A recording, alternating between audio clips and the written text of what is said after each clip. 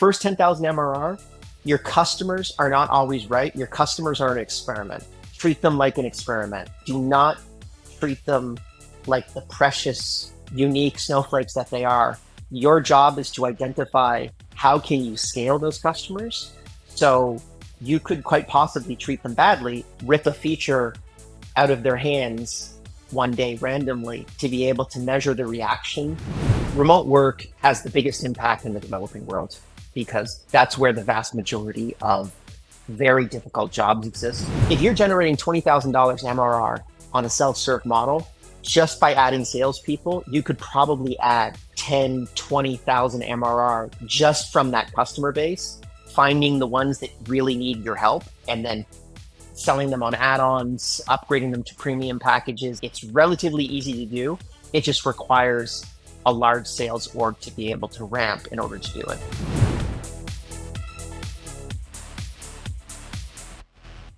In today's episode, my guest is Liam Martin. Liam is the co-founder of TimeDoctor.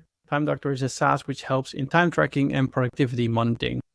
Before starting TimeDoctor, Liam worked as a journal editor, research and teaching assistant at a university. He also co-founded Staff.com, which provided companies with long-term outsourced labor. And next to this, he's running a conference called Running Remote. He wrote a book, which is also called Running Remote, and he's been speaking at major SaaS events like SaaStr, SaaS Open, and SaaS Talk.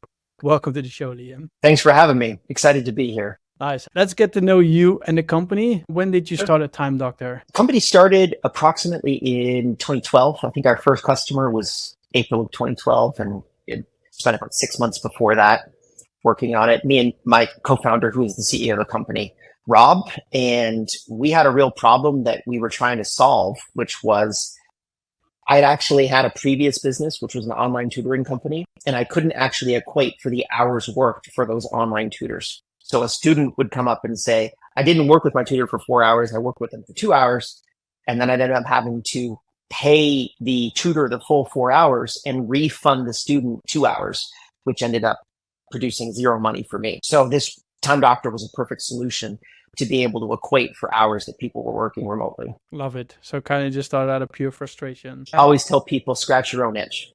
Let's talk about numbers. What is your current ARR at the moment? So I'm at more than 20 right now, and between 20 to 50. Realistically, that's a good swap for everybody. Google it and see what the real truth is. Well, yeah, I think it gives a good ballpark on where you're at. And is there any separation between service and product revenue? No, at this point, we're almost purely a product play. However, Running Remote, which is our conference, which has a separate thesis from TimeDoctor, mission, vision, and values, is still under that umbrella. So it's a small part of that, what you would essentially call a service-based business. Yeah, gotcha.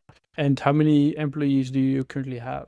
On last check, we have probably a little bit below 200.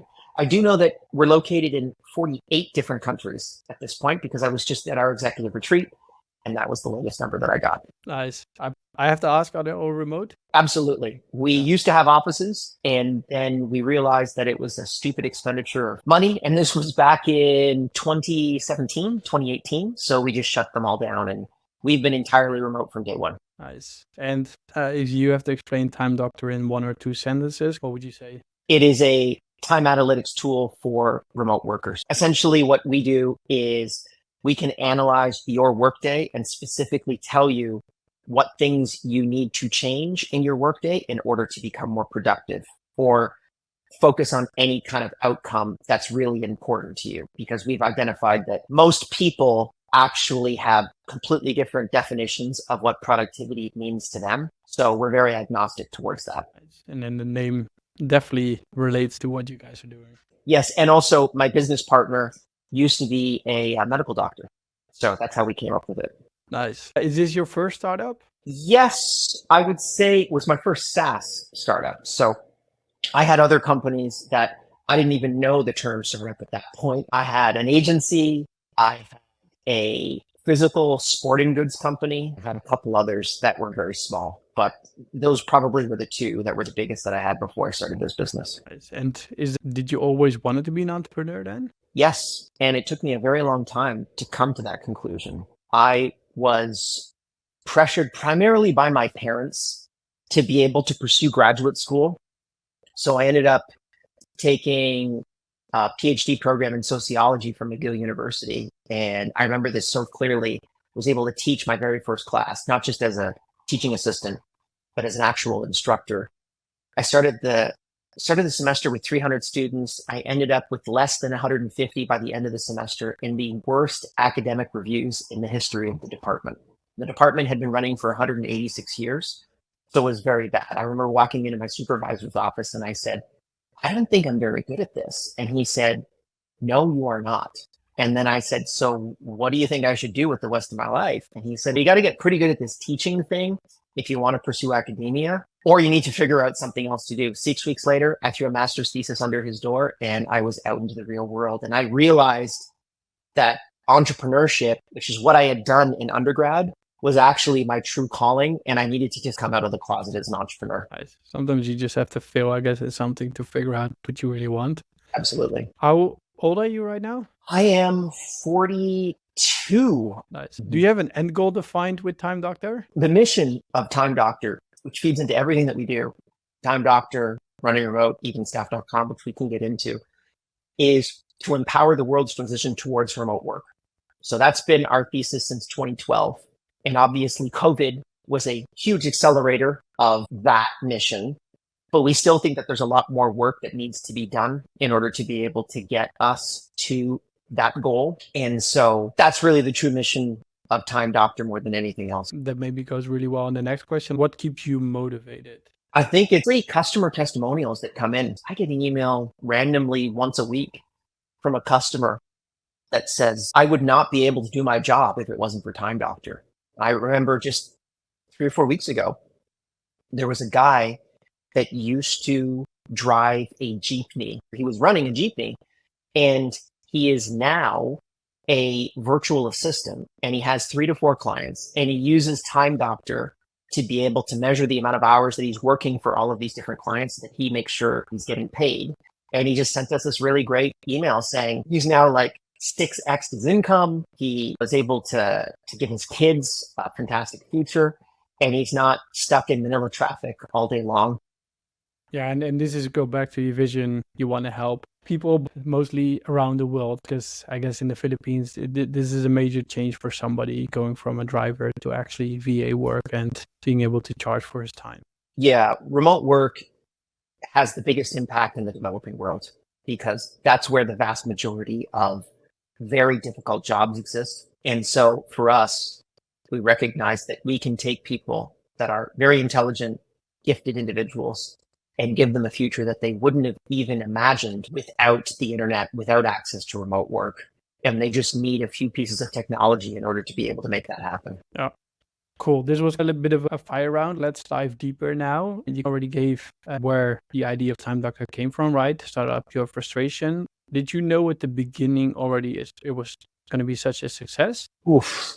No, you can never tell with those types of things. So a lot of people ask me about remote work because now remote work is such a huge phenomenon. Pre-COVID, January of 2020, 4.5% of the US workforce was working remotely. 3 months after COVID, it was at 46% of the US workforce, with a peak at 67% 1 month. So essentially everyone on planet Earth was working remotely. We almost at that point said, we should just shut down because it's mission accomplished. We're done. Now it's not that. It's around 20% are working entirely remotely with another percentage working hybrid. So we're still at about 46, 45% of the US workforce working remote to some degree, but we have seen, a resettling of that number. For me, what I saw was a trend where you could see remote work doubling essentially almost every year. And it was a very small percentage, but it was doubling every single year. And if you can see that number, that old argument about statistics, exponential curves, no one really understands them. That's why everyone's scared shitless about AGI right now, is you don't really understand how fast things grow on an exponential curve. And we just had an acceleration of, I would probably say, 10 years with COVID as it applies to remote work. So this would have happened regardless. It just happened 10 years faster than what I thought it was going to happen. Yeah. So what for many businesses was something negative, for you guys, it just boosted the business at the moment almost it happened where everybody had to start working remotely? Yeah. And I would say it probably wasn't a net negative for the vast majority of businesses out there, even though they might have thought about that in the moment. You now have an entire workforce that is comfortable working remotely. So that labor is much more transitionary. You can hire not just from your local environment, your local talent pool, you can hire internationally to be able to get better talent for what you're doing. So to me, a lot of people were scared. I called it during COVID emergency remote work. So no one really knew what the hell was going on. And actually, that's one of the major reasons why we wrote this book with Harper's. They approached us and they said, listen, we have no books on this particular subject. No one knows how to actually build a remote organization from a managerial perspective. And we want to be able to try to help people do that. And that was the piece. If I could go back to 2019 and scream from the rooftops, it would be, here's how you manage remote workers. And it's very different from people in an office. We would have probably had a much better transition towards remote than we had during COVID. That's funny because I actually worked remote already also before COVID, worked at a company called Leadfeeder, full remote. Did it for, I think, 2 or 3 years before COVID hit. People were looking always really weird to me. Hey, what? Are you always working from home? Don't you have an office? And after that, it became normal for everybody, which was Right. quite funny. Yeah. If we go to Time Doctor, are you guys bootstrapped or funded? We're bootstrapped, and it's a little bit just ingenuous to be able to say we're completely bootstrapped from $0. So me and my business partner, we invested $250,000 of our own money inside of that business. But even with that, I don't know if there's a seed round now that goes for $250,000. You couldn't get very far even back then on that amount of money. So it was just hiring a couple engineers, building a very early stage beta, and then seeing whether anyone wanted to buy it. This is definitely the terminology of bootstrapping, putting your own money into place and growing it. Now between 20 to 50 million ARR, it sounds like a success story, and it is. But in that moment or in that journey, everybody hits rock bottom one day, either financially, personally. Could you share one of your moments? I can actually share with you a rock bottom of success, which you're probably not going to hear those many of on this podcast. When COVID hit, I went from doing maybe 1 to 2 pieces of press per month to doing 10 pieces of press per day. And we had the very definition of an exponential curve. In 2020, we grew 202%. For an 8-figure SaaS to grow at 202% is insane. And everyone wanted to talk to us. And I remember that was the moment where I said, okay, this is the train leaving the station. This is the opportunity that we have been looking at for the past 10 years.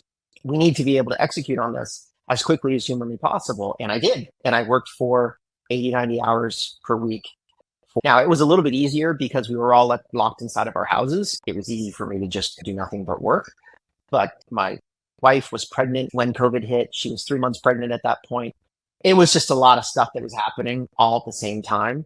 And for me, I definitely had a burnout, which I actually documented on the Running Remote YouTube channel.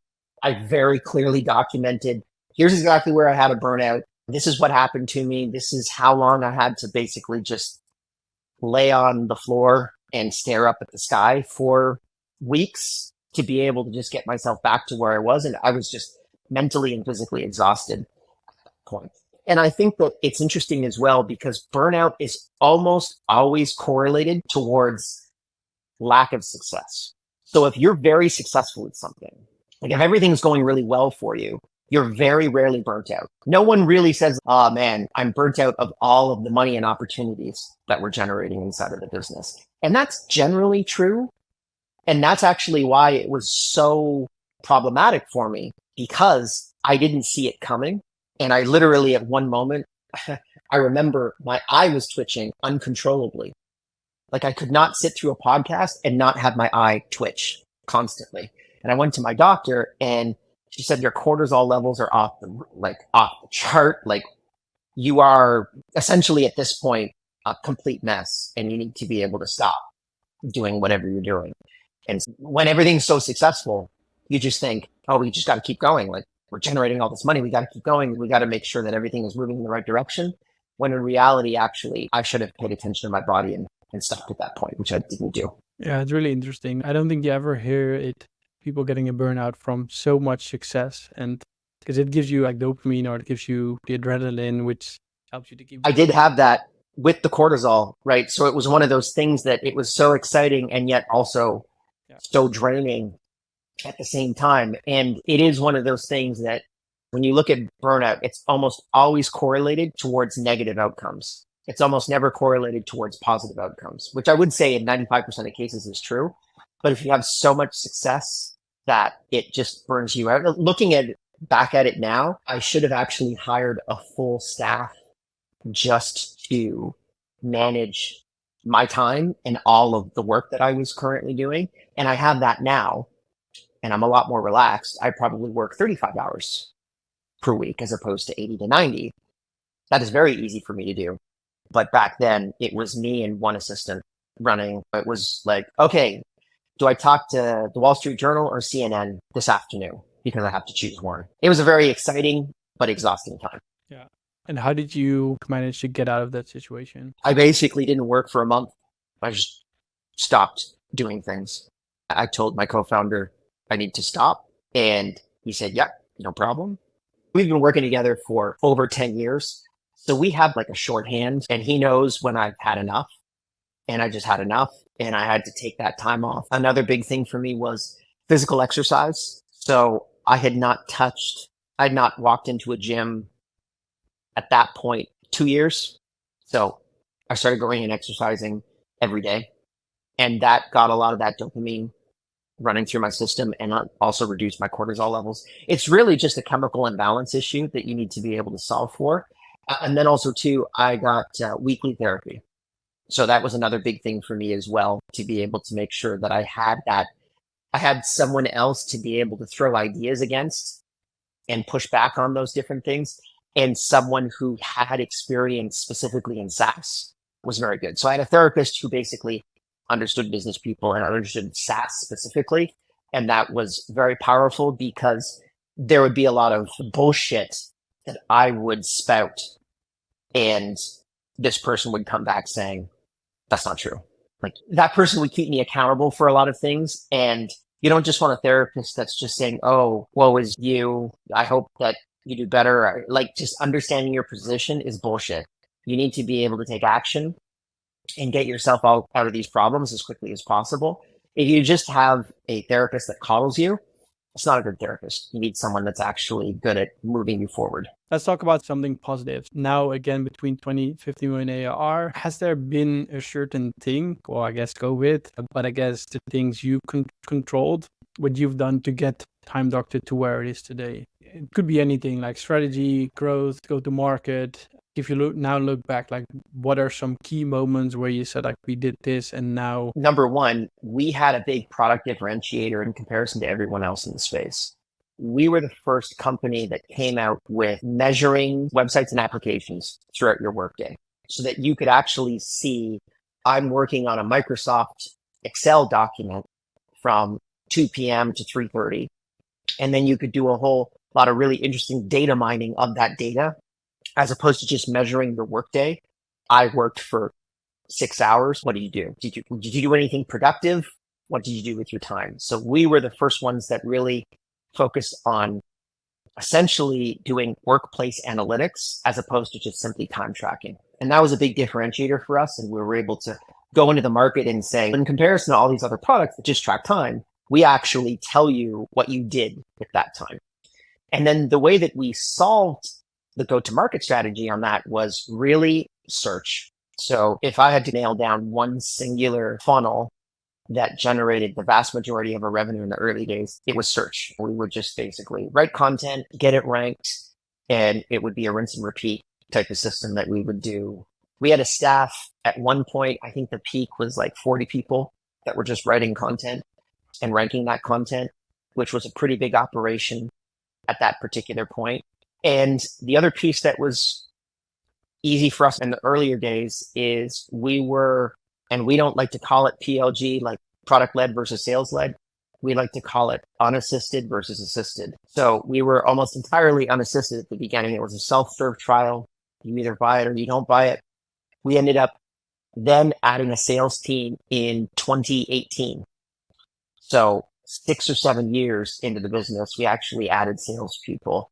Thankfully, we did because we had gotten that team ramped just in time for 2020, which was great to be able to take advantage of all of those types of opportunities. But I would tell anyone now, go product led at the beginning, get a couple million ARR in your books, be able to have a scalable way of acquiring customers without actually assisting them, and then go out inside of your inbound list and grab the top 1%, top 5%, top 10% that could actually be a 10x customer for you, and expend your time there on developing those particular leads. And that's what we do today. And that is incredibly valuable for us, because if we were entirely sales led, we wouldn't be able to generate the current amount of revenue that we generate at all, because we would just have a sales team of 80 people as opposed to 20 people. The vast majority of our customers are relatively small. They're 10 employees, they're 20 employees that are managing some of their remote team. And you can't really build a sales-led model on top of that. But you can on a sales team that can go after 500, 1,000, 2,000, 10,000 seat orgs. Yeah.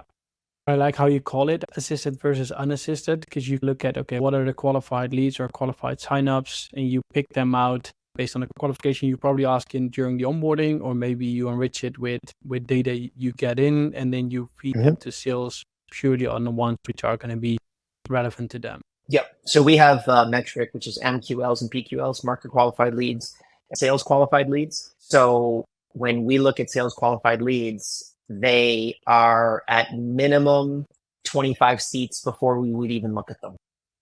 And it's 5% of our customer base that's above that. But that 5% generate, in some cases, more than the other 95% of conversions that convert on their own. So it's a really interesting and cool kind of dynamic where you've got your beachhead, which is, let's say you're generating $20,000 MRR per month from a self-serve model. If you're generating $20,000 MRR on a self-serve model, just by adding salespeople, you could probably add 10, 20,000 MRR just from that customer base, finding the ones that really need your help, and then selling them on add-ons, upgrading them to premium packages. It's relatively easy to do. It just requires a large sales org to be able to ramp in order to do it. Are you struggling to find people and companies which have access to your ideal customer profile?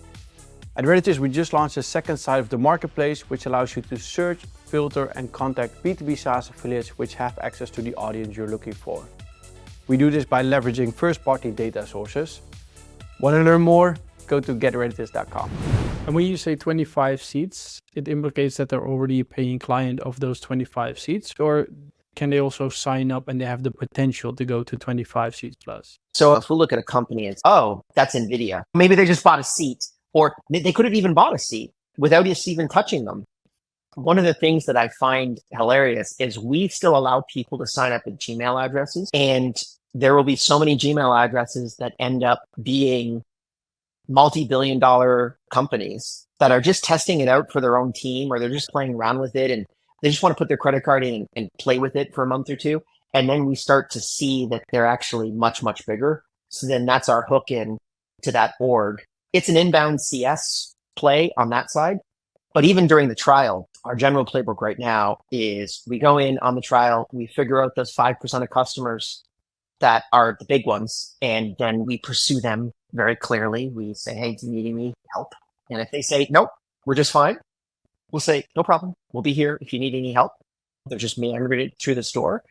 But in the vast majority of cases, when you're looking at software sales, particularly when you're looking at, let's say, a 6-figure ARR software sale, none of those deals get done without a salesperson.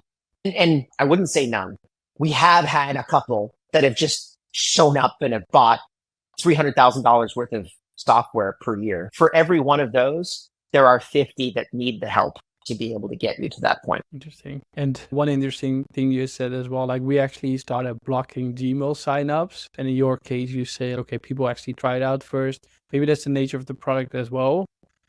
Yes. People... One of those things that they're trying it out for their own, they try it out for themselves and they figure out, does this work for my own productivity? Do we really want to be able to develop it, to deploy this company wide? So we see 3 stages. They try it for themselves. They try it with 2 or 3 people.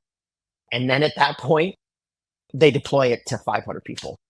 So it's really just seeing where they're at in that particular funnel. And we have been thinking about this quite a bit. We haven't done it yet, but we would love to be able to even build different customer journeys for each separate stage in that process. Like we know they're a Gmail, but we put that Gmail into some enrichment software and we're like, oh, shit, they're like the VP of HR at NVIDIA. Okay, this is a really important customer. Let's talk to them and let's just figure out what's up.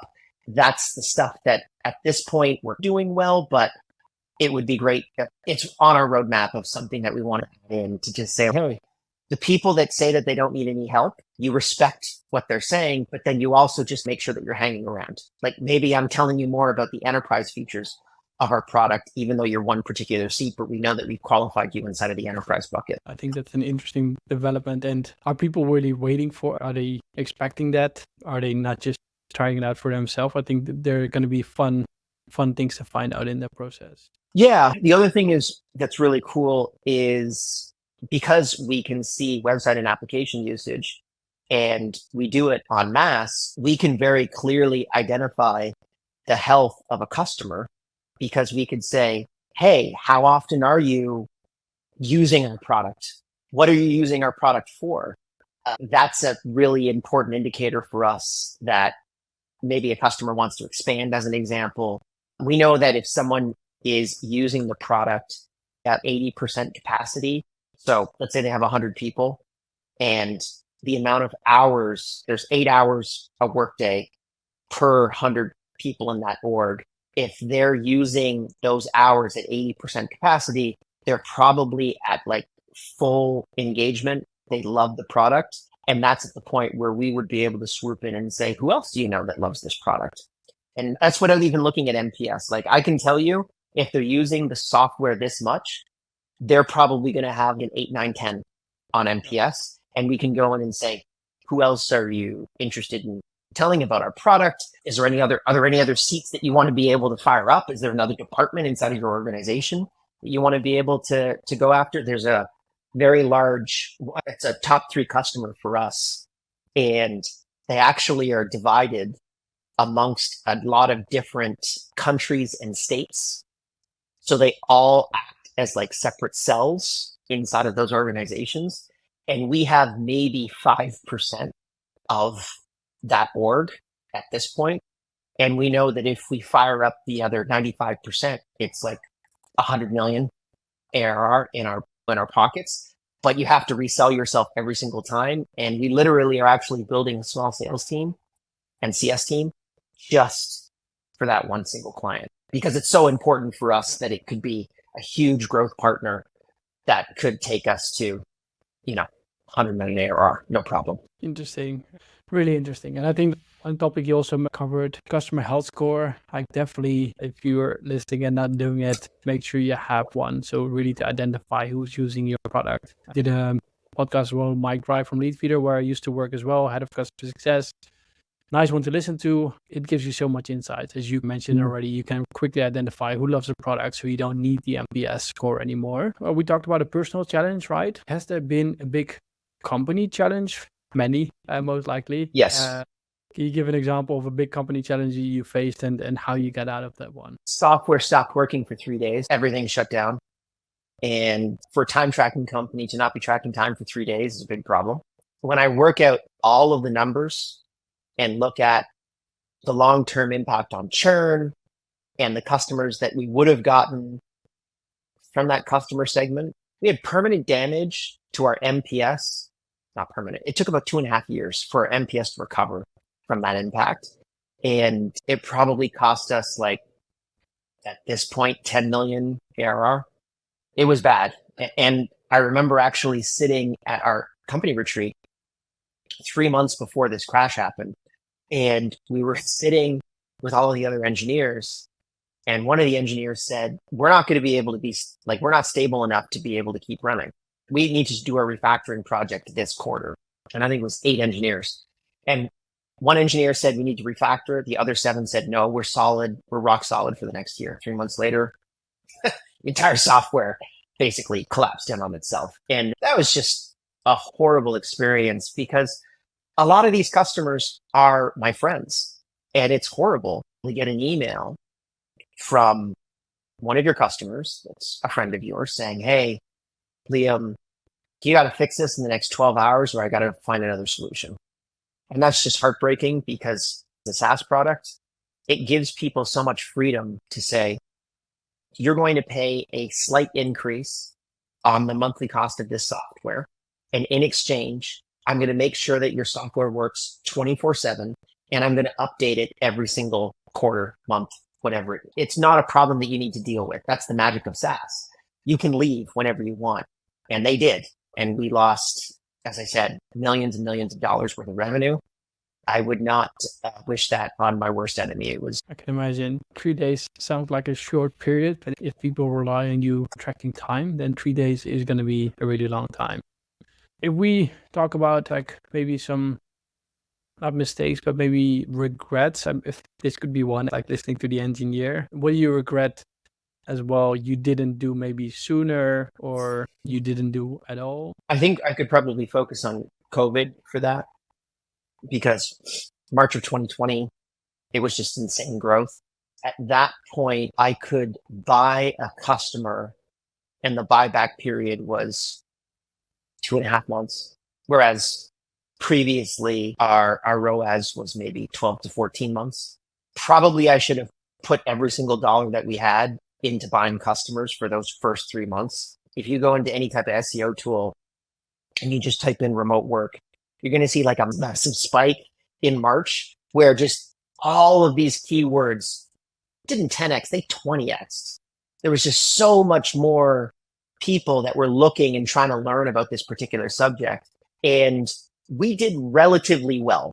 So we did a lot better than any of our competitors actually, because we were really focused on remote work. And a lot of our competitors were maybe half pregnant on remote work. So they were trying to talk to offices and they were trying to do other types of businesses, but we were really big on remote work. But if I had taken advantage of that and really gone all in at that point, we probably would have been double the revenue that we're currently at right now. A company that did it very well is Loom.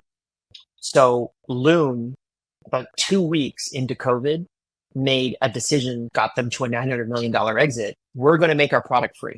So they were paying, it was a paid for product. And then they just said, open freemium model. Let's just acquire a shitload of customers as quickly as humanly possible. Make those customers love the freemium product and then add in a premium tier. And another company that did this very well, but didn't do as much of a pivot was Zoom. So Zoom had a very good freemium product where you could do a 45-minute call. You can still, I think, do a 45-minute call. And then after 45 minutes, basically, the call resets, which is annoying enough to be able to convert 5-10% of those customers over to a paid product. But during COVID, the business community grabbed all of those and said, yeah, this is something that we absolutely need that's critical to our business. And it's very scary to have 8 figures worth of ARR in your books and then just say, we'll give you all your money back, like free product. We couldn't have done it. It would just be stupid on so many levels. But I bet if we had rolled the dice on that one, we probably would be at 100 million plus ARR had we just said freemium, everyone gets to use it. And we would have actually had to raise money at that point to be able to just supply that type of growth. Yeah, and I guess there's going to be so many variables to make that work, like even looking in hindsight. One of our ideas was we have another domain, which was a 2-sided marketplace called staff.com, which we still own. And we thought, could we very quickly build a version of Time Doctor on staff.com, call it staff.com, free product, everyone just gets it. But then we thought that's not fair to our existing customers on Time Doctor that are actually paying for the product. So we decided not to do it. But it's one of those ideas that we had well, there was crazy ideas swirling around. during COVID because no one knew what was going on. We didn't even know where the bottom was for remote work. Like it was one of those situations where we were like, all right, so 67% of the United States is currently working remotely, full time. That was, by the way, full salinity for remote work. Essentially about 70% of the US workforce could work remotely. So when you look at it statistically, there was like a really good Stanford study that was done on this. So we were at 67%. So only 3% of people that could work remotely that weren't during the peak of COVID. And so we thought to ourselves, is this going to go back to 4.5%? Is it going to go to 30%? Is it going to go to 40%? Now we know it's essentially about 20% is fully remote right now. Another 20% are hybrid. So we're looking at about 40% of the US workforce that still has some of that remote work. And those numbers are not going down. They are pretty darn flat. And the remote side actually has gone slightly up in the last 6 months. So that's our new ground floor, but no one knew where that was, which was very exciting for everyone because if the ground floor was 50%, then we're a multi-billion dollar company. If the ground floor is 10%, then we're not. Now we know, which is good. Yeah, it's always easy to look back. One question regarding new technologies. You guys started way before AI, machine learning were a hype. How do you currently leverage them? Do you leverage them? We do. And we have a couple products that we're coming out with relatively soon that I think will be more important than Time Doctor today. When we look at time tracking, what do people really want to figure out when they're tracking employees' time? They want to figure out an outcome. Are you doing what you're supposed to be doing? And to what degree are you doing it? And that is the fundamental reason. And there's some tax implications with regards to time tracking. If you're a freelancer or if you're a contractor, you legally are required to be able to keep tracked hours in order to be able to do a W-9 tax return. But fundamentally it is, I'm trying to actually identify an outcome. And I think probably in the next 5 years, the least important part of Time Doctor will be the time part. And we will focus entirely on the outcome of what you're doing. We'll be able to tell you, yeah, someone only works 4 hours per week, but they're outperforming the person that works 8. And here's specifically why. And here's how you can take what that 4 hour per day person is doing and apply it to the 8 hour person to be able to make them more productive. That's essentially the vision that we're trying to lay out at Time Doctor. And we've already got a couple of those ideas in our beta community. So if you're not part of Time Doctor at this point, you can sign up. The beta program is completely free and we give you access to all those tools. Nice. I will make sure we add a link to it. And I love the focus on the outcome. This is what I focus on. I don't care how things are getting done, as long as the outcome is good. Exactly. So let's dive into the final 2 questions. When we look at a certain revenue stage, what kind of advice would you give somebody who's just starting out and growing to 10K monthly recurring revenue? If you can't generate 10,000 MRR getting on the phone and talking to people and closing deals that way, it's probably not going to work out. So you need to grind to that first 10K. You need to know that there's something possible there.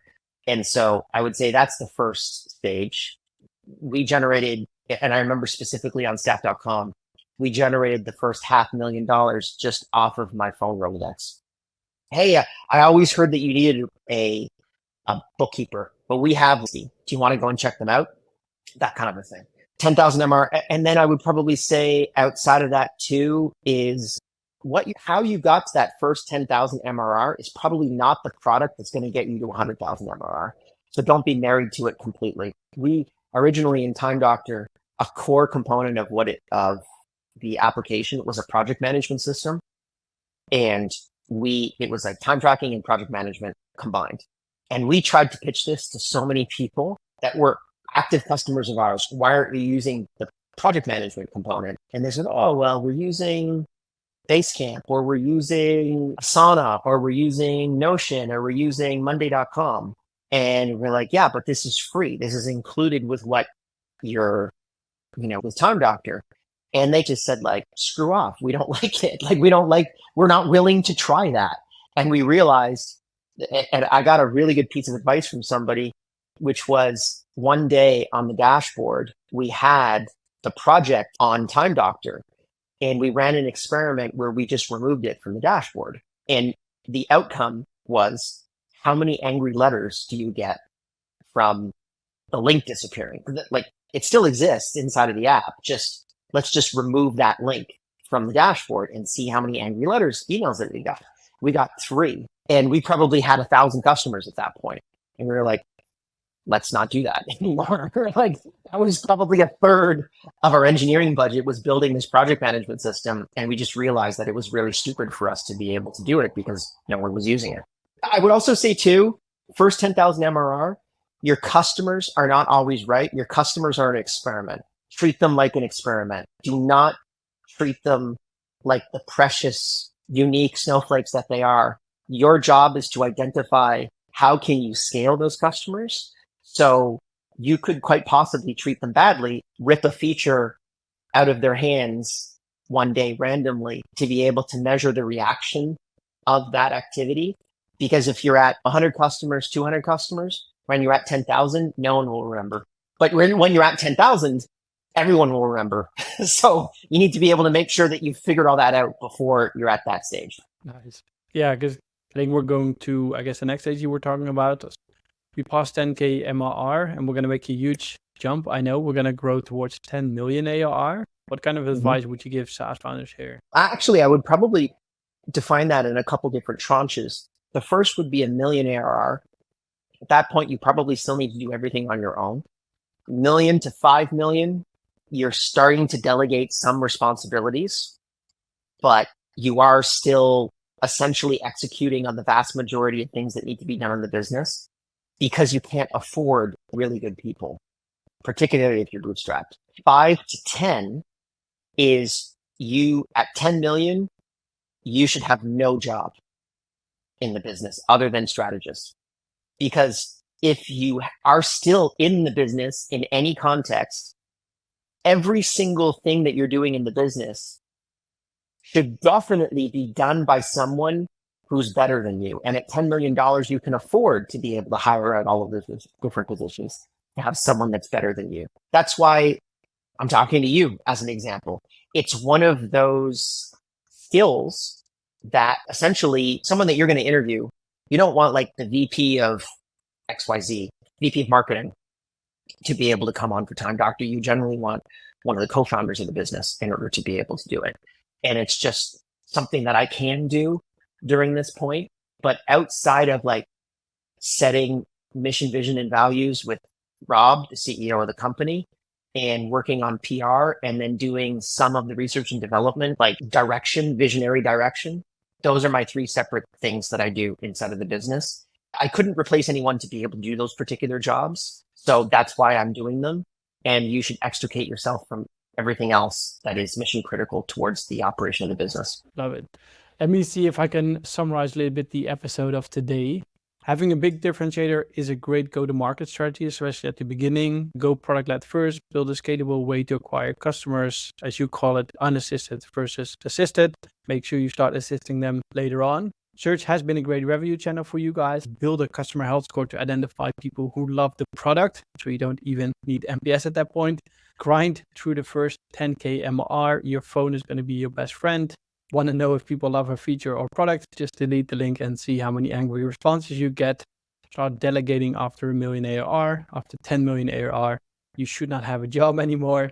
And you can actually burn out by having too much success. So make sure you keep exercising through the entire journey, get therapy if needed, and listen to your engineer when they say your software can collapse. That's a great breakdown. Yes. Nice. I really enjoyed this podcast. If people want to learn more, get to follow you, get to contact you, what is the best way to do? LinkedIn and Instagram, all that kind of stuff. I'm at Liam Remote on most of those things.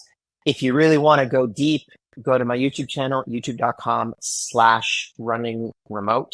And other than that, set up for a trial of Time Doctor. It's a lot of fun. And if you're really interested about remote work, go to the Running Remote conference. We do it every single year. Nice. We're going to make sure we're going to add links to everything. So the Running Remote conference, Time Doctor, your YouTube channel, LinkedIn, Instagram, so people can find everything and the book, of course. For the people listening, we're going to add a poll again to this one. So make sure you answer it. It helps me to identify if you like these episodes and what you would like to hear more. And if you haven't done so, please leave us a review on the podcast platform you're listening to right now. Thanks again for coming on, Liam. Thanks for having me. Thank you for watching this show of the Grow Your B2B SaaS podcast. You made it till the end, so I think we can assume you like this content. If you did, give us a thumbs up, subscribe to the channel. If you like this content, feel free to reach out if you want to sponsor the show. If you have a specific guest in mind, if you have a specific topic you want us to cover, reach out to me on LinkedIn. More than happy to take a look at it. If you want to know more about Reditus, feel free to reach out as well. But for now, have a great day and good luck growing your B2B SaaS.